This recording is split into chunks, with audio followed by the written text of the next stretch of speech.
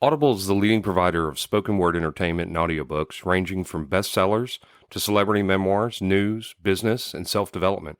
Every month, members get 1 credit to pick any title, plus 2 Audible originals from a monthly selection, and access to daily news digests from the New York Times, the Wall Street Journal, and the Washington Post, as well as guided meditation programs. Between a full-time job in IT and a full-time job in podcasting, it gets harder and harder to sit down and read the books I'm interested in. This is where Audible comes in. I can listen on my daily commute, relaxing, or while out running errands and still get in the books I've been wanting to get into. You can download titles and listen offline anytime, anywhere. The app is free and can be installed on all smartphones and tablets.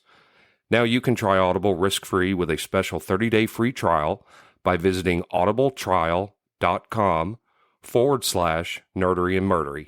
That's audibletrial.com/nerdery and murdery. Don't let your busy life get in the way of that great book you've been wanting to read. Go get your free trial of Audible today. This podcast is sponsored by BetterHelp. This is Jeffrey, and we've talked about many times before that I experience problems and struggles with my mental health, and really without a healthy mind, being truly happy and at peace is hard. The good news is therapy does work. It's helped for me, but what is therapy exactly? It's whatever you want it to be. Maybe you're not feeling motivated right now and would like some tools to help. Or maybe you're feeling insecure in relationships at work, or you're not dealing well with stress. Whatever you need, it's really time to stop being ashamed of normal human struggles, and it's time to start feeling better because you deserve to be happy. And now you don't have to worry about finding an in-person therapist near you to help. BetterHelp is a customized online therapy that offers video, phone, and even live chat sessions with your therapist, so you don't have to see anyone on camera if you don't want to. It's much more affordable than in-person therapy, and you can start communicating with your therapist in under 48 hours.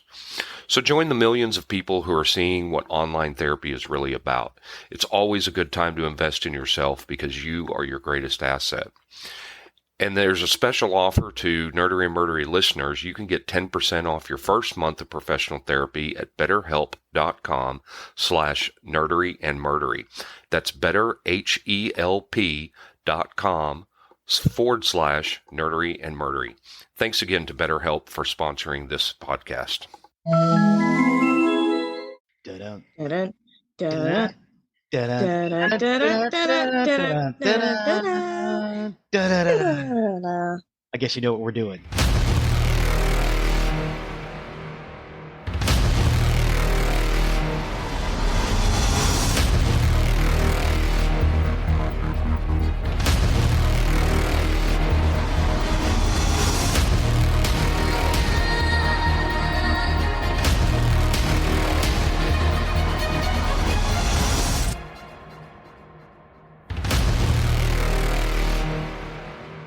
Good morning. Welcome to another Just Nerdery episode of Nerdery and Murdery.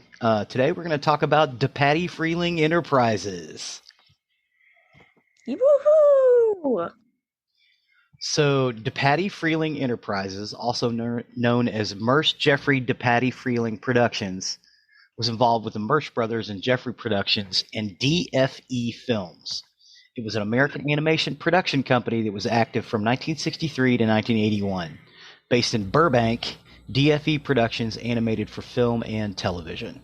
Notable among these are the opening titles for the Pink Panther movies, its sequel, and associated series of theatrical shorts featuring the character of the same name. They also did some entries in Looney Tunes and Merry Melody series from 64 to 67. The Dr. Seuss television specials from 71 to 82. The lightsaber effects in the original Star Wars A New Hope, and the Bod Squad and Time for Timers series of public service announcements for ABC, which we talked about before. Sounds like they've done a lot of music. They did. They did a lot of music, and that's kind of how they started out. They just wanted to do these little shorts, and then people were so happy with the Pink Panther animation at the opening of the movies that they started making little shorts of the Pink Panther. And they went from there. Eventually, they started their own show. Originally, they were employees of the Warner Brothers cartoon division, Um, Fritz Freleng, who also did a whole bunch of Tom and Jerry back in the day, and executive producer David H.D. DePatie. But Warner Brothers closed its animation studio because, back then they were making shorts for movies, which is why all the big production houses had animation houses. Warner Brothers, MGM, all of them. But they quit showing short cartoons at. Hold on just a second. Yes, ma'am. You're doing a show? Yes. I wanted to back with you, but I won't. It's going to make more editing for Will. Sorry, Will. So Freleng and DePatie were no longer working for Warner Brothers because, again, they closed the animation houses because they stopped doing those shorts for movies. Which is disappointing. Yeah. Well, so they formed this little company to do, commercial business, basically. So Blake Edwards called up DFE and asked them to design a Panther character for his new film, The Pink Panther. And they were really happy with the design. Holly Pratt, who designed the character, Edwards contracted with DFE to produce the animated titles for the film. And upon the film's release, the titles generated a tremendous amount of attention. So much that a large amount of the picture's gross is believed to have been generated by the success of DFE's title sequences. DFE then signed a deal with United Artists to produce a series of animated short subjects featuring the Pink Panther, which included over 100 shorts for both theatrical and television audiences through 1980. Yeah, I remember when Dad, I'm not sure where we got the collection of shorts, but I would watch like a whole bunch of Pink Panther shorts right before bed, and it usually be like the Clockmaker or, I can't even remember, but the Inspector. Yes. Short. You had the Inspector, you had the Ant and the Aardvark, and you had Crazy Legs Crane and the Texas Toads. They were all in the Pink Panther. They were all part of the same basic stable of bits. Yeah. I don't know what happened to that. I think it was either a DVD or VHS. Yes, I think we still got it somewhere. But I know you wore one set out because you watched it every day. You just loved the Pink Panther, man. You were just down with the Pink Panther. I mean, it's good and it's fun, and I liked it. Yeah, good music too. Yeah. DePatie and Freleng soon found themselves overflowing with work. Many of the animators who had worked for Warner Brothers during the 50s and 60s returned to the old Warner Cartoon Studios to work for DFE. So what they did was basically Warner Brothers shut down the cartoon studio, and then DePatie and Freleng rented the building back out and brought all the animators back to it. So they were actually doing the same job in the same building just a couple of years later. Funny enough. Yeah. They won an Academy Award in '64 for the animated shorts. In '66, they would receive another Academy Award nomination for the Pink Blueprint, but they didn't win on that one. The Pink Blueprint is the one where the guy is designing a blue house and Pink Panther is designing a pink house, and they're working against each other. Yeah. Oh my God, I love that one. And so when Saturday morning cartoons kicked off, which again we talked about before, they had a Pink Panther show because they had all these shorts. So they just repackaged them into this Pink Panther show.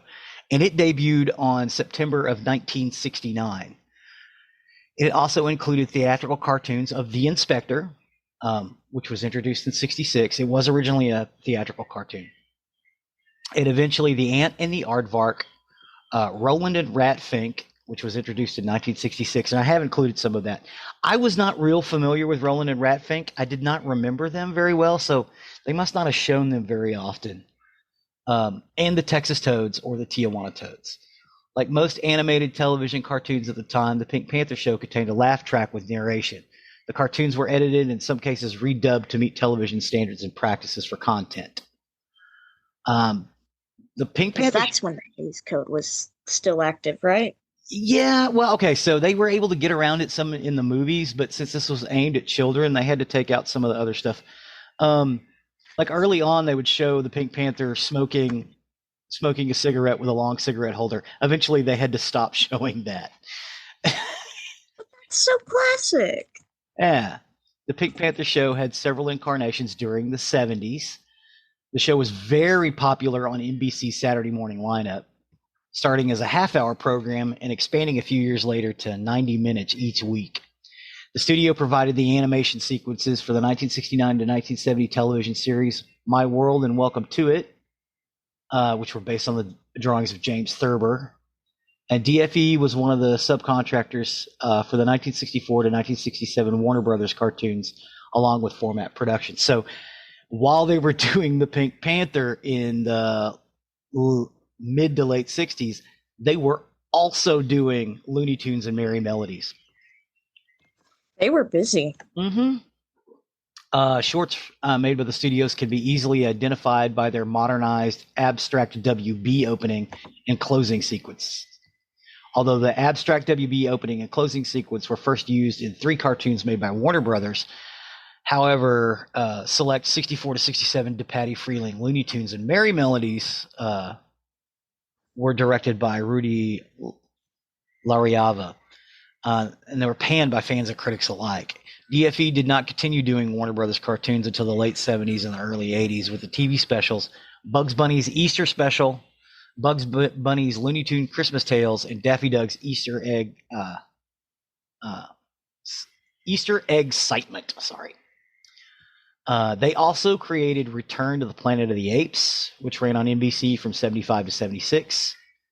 The Oddball Couple, which ran on Saturday mornings on ABC from 75 to 77. One of the studio television specials was The Bear Who Slept Through Christmas with Tommy Smothers, voicing the little bear who goes out to find Christmas in the human world, while his fellow bears head for hibernation. DFE was also responsible for a number of Dr. Seuss specials. Nice. Yeah, including the Cat in the Hat and the different incarnations to the Grinch. So most of the animation for the Grinch Who Stole Christmas, was done by DePatie Freleng, with Chuck Jones basically directing. Nice. In 81, Freleng and DePatie sold DFE films to Marvel Comics. Yeah. Yeah, Freleng returned to Warner Brothers Animation, which Warner Brothers had reopened the previous year to produce a series of feature films featuring vintage Warner Brothers cartoons. DePatie made the transition to become the head of Marvel Productions, which is what DFE was renamed. And in March of 1982, David DePatie announced that they had started producing animation programs. The DePatie Freleng name was later revived in name only in 1984 for Pink Panther and Sons, which was otherwise entirely produced by Hanna-Barbera. Now, although Marvel produced mainly superhero cartoons and animated series based on licensed toy lines, including Hasbro, it continued to produce new productions starring the Pink Panther. Special for television, Pink at First Sight, and a motion picture titles for The Trail of the Pink Panther and The Curse of the Pink Panther. MGM Animation would later make a 1993 revival show of the Pink Panther as a joint venture between MGM, Merce Jeffrey DePatie Freleng, and United Artists. A decade after DFE's merger with Marvel and Merce, UA's merger into MGM. In 1993, Marvel Productions was renamed to New World Animation and was completely absorbed in 1996 after News Corp produced New World Entertainment, ending the life of the studio that once was DFE. Marvel would eventually continue to produce animated shows through a partnership with Saban Entertainment, which was recently acquired a 50% stake in Fox Kids. In 2001, Fox Family Worldwide, which included Saban Entertainment, were sold to the Walt Disney Company. In 2009, the Walt Disney Company produced Marvel Entertainment, bringing DFE's libraries and all original and Marvel Comics-based cartoons full circle under one roof. And all these properties are now distributed by Disney ABC Domestic Television, The Dr. Seuss specials animated by DFE are currently distributed by Warner Brothers Home Entertainment through the Dr. Seuss estate. While the television catalog has often changed hands over the years, the theatrical cartoons continue to be owned by the original distributors, United Artists, MGM for the Merch Company, and Warner Brothers for the Looney Tunes Merry Melodies things. So I want to talk about some of the other shows that they did besides the Pink Panther. First off, before I do that, talk to me. How do you feel about the Pink Panther? Me? Well, it was a big staple of my childhood, and I can kind of remember a whole bunch of scenes from just like late at night laying in the bed. And I don't know, it's very nostalgic for me, but it was so rare to find anything that was actually Pink Panther Mm-hmm. whenever I was growing up, like merch or anything. And thank God my grandmother found that one roll of fabric to make those PJ pants. Mhm. You remember those? Pink Panther PJ pants. I do indeed. Yeah, so the Super Six is an animated cartoon series which was produced by DePatie Freleng Enterprises and Mersh Rich Television Productions in 1966 and shown on the NBC television network from 66 to 69. This was DePatie Freleng's first vehicle for Saturday mornings. Only one season of the show was produced, but NBC ran the series for 3 years in the same time slot. The show was a superhero spoof which featured 6 diverse characters working for Super Services, Inc., offering heroes for hire under the supervision of Cranky Super Chief. Each episode consisted of 3 5 to 6 minute segments, with the introductory segment featuring Super Boing and the last featuring one of the other 5 heroes. The middle segment featured the unrelated The Brothers Mazzarelli. The Super Six theme song was performed by Gary Lewis and the Playboys. The Super Six were Super Boing, noted for his rather unremarkable physique, extreme clumsiness, and his winged red helmet, echoing the helmet worn by the Greco-Roman deity Mercury. His preferred mode of transportation is to fly through the air on his guitar, the Super Boinger, using the strings like reins on a horse. His primary superpower is the ability to emit a super laser beam from his eyes, although he has superhuman strength as well due to his being an apprentice hero. In addition to being the clumsiest of the super service heroes, he seems to only get jobs if the others were busy or on holiday.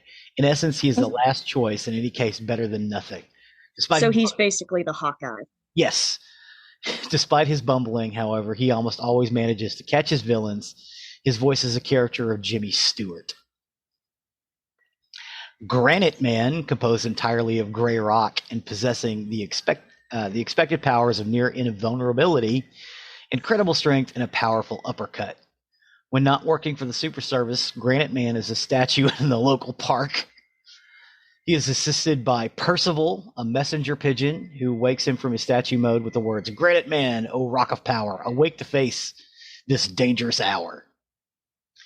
We also have Magneto Man, and as the name implies, his powers are based on magnetism. His assistant is a young sidekick named Cal, the brains of the pair. Both heroes are from London and have exaggerated English accents.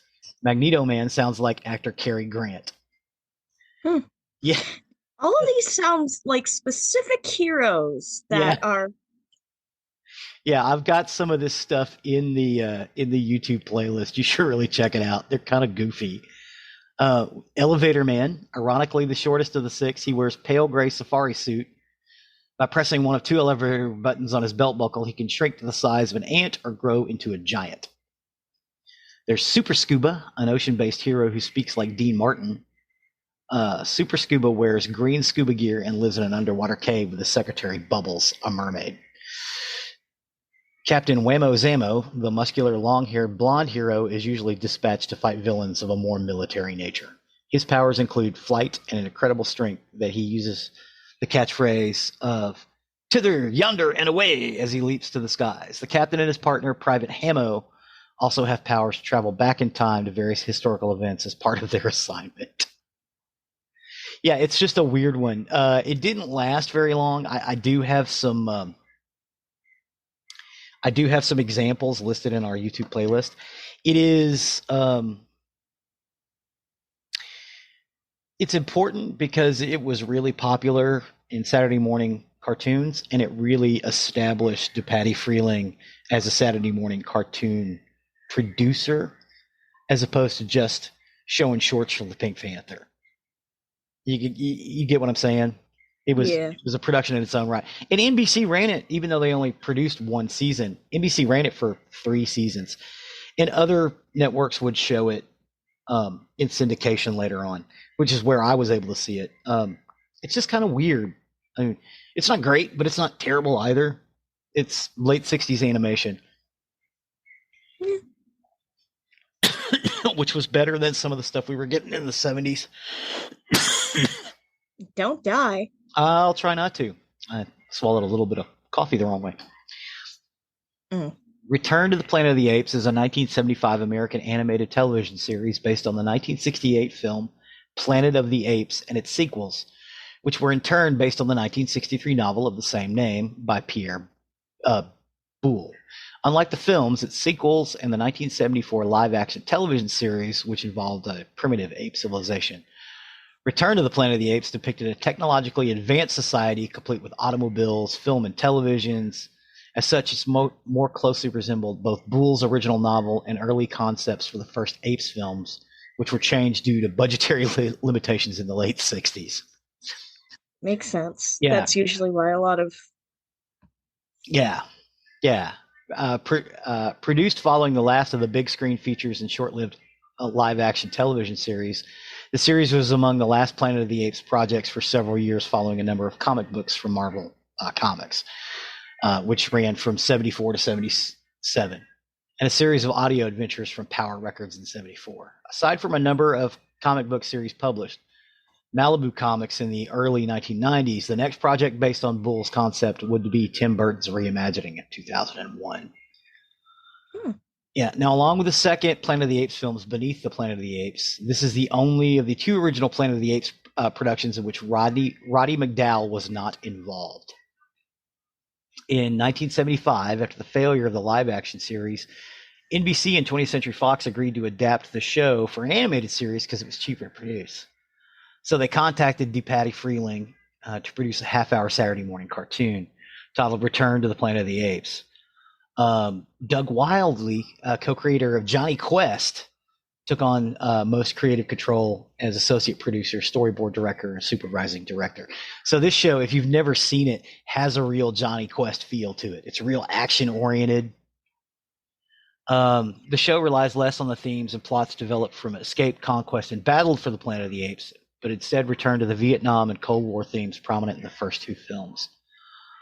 The plot concerns 3 American astronauts: Bill Hudson, played by Tom Williams; Jeff Allen, played by Austin Stoker, who played McDonald in the battle for the Planet of the Apes; and Judy Franklin, who was played by Claudette Nivens, who inadvertently journeyed to Earth's far future.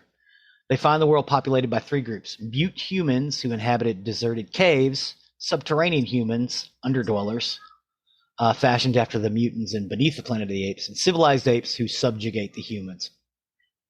Now, though the show, through the show, the astronauts become increasingly involved in the planet's affairs and in defending the humans against an ape invasion.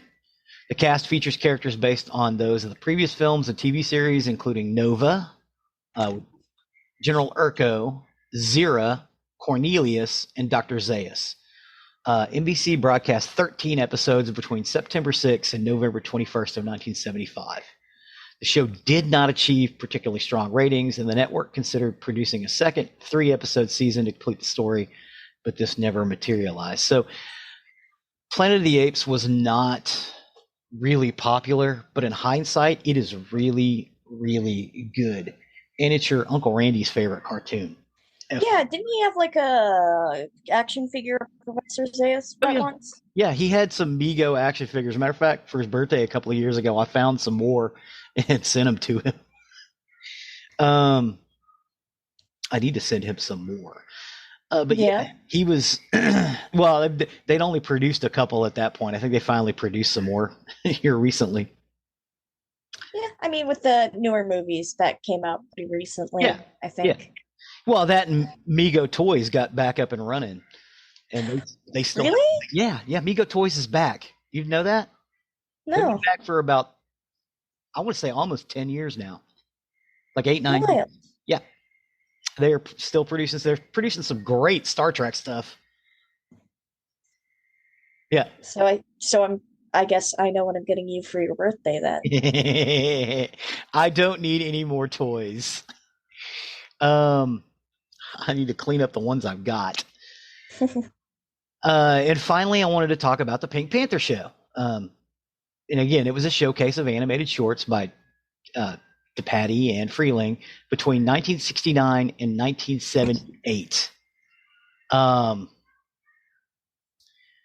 And from September of 78 to 1980 as well. So it basically was on the air for 12 years. They took it off and it came back like 4 or 5 years later. But again, you started with the shorts that they had made for United Artists and for Blake Edwards. You had the Inspector. You had, of course, Pink Panther, and the Inspector was a pastiche of weird French things and Inspector Clouseau. And He reminds me of Inspector Gadget in some ways. yeah, a little bit. I kind of think they got the idea of the Inspector Gadget from that. I have included several of the Inspector cartoons. He's kind of bungling. Not as bungling as the Peter Sellers Inspector, but still kind of bungling. They also created some other series, The Ant and the Aardvark, which was about an ant who sounded like Dean Martin, and an aardvark who sounded like Jackie Mason, who was always trying to eat the ant, and the ant always got away from the aardvark. It's like Tom and Jerry, but if Tom could talk and was a little bit sarcastic. Yes. Get over here, you little ant. Tijuana Toads, also, which is now known as Texas Toads. Was these couple of toad guys that live on the border. It's pretty funny, but it can be seen as a little Racist? Yeah, a little bit. So, you don't really see most of those. You had Hoot Kloot. You had Mr. Jaw, which was a shark who talked like Curly. It was really cool, like Jabberjaw. Roland and Ratfink, the Dog Father, Blue Racer, and Crazy Legs Crane. I have included Crazy Legs Crane, Blue Racer, Mr. Jaw in our YouTube playlist as well. The new Pink Panther show and later shows featured newly animated bumper segments involving the Pink Panther, the Ant and the Aardvark, Mr. Jaw, and the Texas Toads. By this time, due to the violent nature of some of the cartoons, they were re-edited for television by omitting the cartoon violent scenes from the broadcasts in order to make them more family-friendly. In 76, the half-hour series was revamped into a 90-minute format as It's the All-New Pink Panther laugh a half hour and a half show. And that's where they introduced Mr. Jaw. The version included a live-action performance segments where comedian Lenny Schultz would read letters and jokes from viewers. This version performed poorly and eventually reverted to the original 30-minute version in 77 as Think Pink Panther. After 9 years on NBC, the Pink Panther moved to ABC in 78 and was retitled The All-New Pink Panther Show and Pink Panther Encore, where it lasted 2 seasons before leaving the network realm entirely. The 10th season featured 16 episodes with 32 new Pink Panther cartoons and 16 featuring Crazy Legs Crane. Crazy Legs Crane is tracing around a dragonfly. It's a lot of fun too, but it's basically the ant and the aardvark. No bumpers were produced for the all-new Pink Panther show, but 10-second stay tuned bumpers explained in upcoming entry were produced for the first several episodes. 32 all-new Pink Panther show entries were eventually released in theaters by the United Artists, so you could actually go to the movies and see them in like 1981, 82. But that's about it for DePatie Freleng, other than go check out our YouTube page and tell us what you think about them. They're a lot of fun. They they it's good. It's good quality animation. Even though the backgrounds are basically line drawings, it kind of adds to that animation style. Yeah. And the music. Also, it's just kind of fun to watch. You don't even need to talk about the animation quality or anything. No. It's interesting stories. Yeah, it is interesting stories. Not a lot of dialogue, which I like. A lot of music, though. A lot of good jazz done by Henry Mancini. It's just good stuff. And, it was on for several years for a reason. A matter of fact, there is like a local station. Oh, I can't remember if it's My Network or something like that, but they show Pink Panther every Sunday morning. As a matter of fact, I think it's on at like 9, 10 o'clock in the mornings for a couple of hours. It's just these same old Pink Panther cartoons, just because they're chill, they're relaxed, they're good. It's better than any sort of cartoon that amps kids up, like Freakazoid. Yeah, like Freakazoid. Freakazoid will amp a kid up. But that's remember. Yes, that's about it. I really thank you again for doing these Just Nerderies with me. A couple of more, and we should be back to our regularly scheduled programming. Sounds good. Yeah, but again, I really do appreciate it. Thanks for helping me with the bumpers. I'd like to thank our Patreons for sticking with us during this hiatus. We really appreciate you for everything you do. For the other listeners, if you want to be a Patreon, please sign up. We really appreciate that. There are costs associated with keeping these sites up, so anything helps, because we're not using the money to gas up our Lamborghinis. Having a Lamborghini would be nice. Most I can do is stare at it at an empty, vacant car lot and go, man, I don't even have nearly enough money for that. It's as much as a house. What? Exactly. Also like to thank all of the people who stuck with us and are still listening, and we hope to be back with a regular show really, really soon. Thank again K3 for doing this with us. Yay, Kimothy. Yay, Kimothy. So with that, I have been Zig with your Nerdery. This has been Kim with your Internery. Cue the music.